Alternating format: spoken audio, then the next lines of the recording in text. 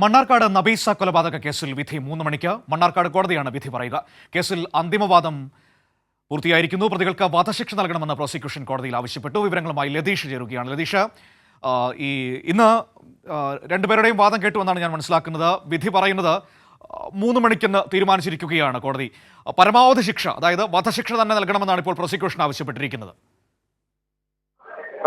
രണ്ട് പ്രതികൾക്കും വധശിക്ഷ തന്നെ നൽകണമെന്നാണ് പ്രോസിക്യൂഷന്റെ വാദം.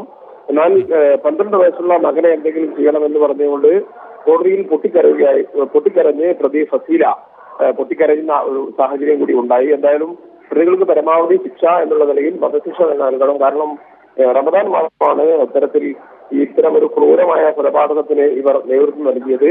71 വയസ്സുകാരിയായ നബീസയെ ഭക്ഷണത്തിൽ വിഷം കലർത്തി കൊലപ്പെടുത്താനായിരുന്നു ശ്രമം. അത് പരാജയപ്പെട്ടപ്പോൾ അവരെ ബലമായി പിടിച്ച് വിഷം കഴിപ്പിക്കുന്ന സാഹചര്യമാണ് ഉണ്ടായത്. തുടർന്ന് മൃതദേഹം റോഡരികിൽ ഉപേക്ഷിച്ചു.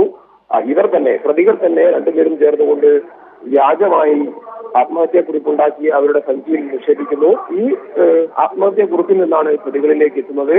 മകന്റെ ഈ കൊല്ലപ്പെട്ട നബീസയുടെ മകളുടെ മകൻ ബഷീറും അതേപോലെ തന്നെ ഭാര്യ ഫസീലയും ചേർന്നാണ് ഈ ക്രൂരമായ കൊലപാതകം നടത്തിയത്. അതുകൊണ്ട് തന്നെ വധശിക്ഷ നൽകണമെന്നാണ് ഇപ്പോൾ പ്രോസിക്യൂഷൻ ആവശ്യപ്പെട്ടിരിക്കുന്നത്. എന്തായാലും 3 മണിക്ക് മണ്ണാർക്കാട് കോടതി ഈ കേസിൽ വിധി പറയും.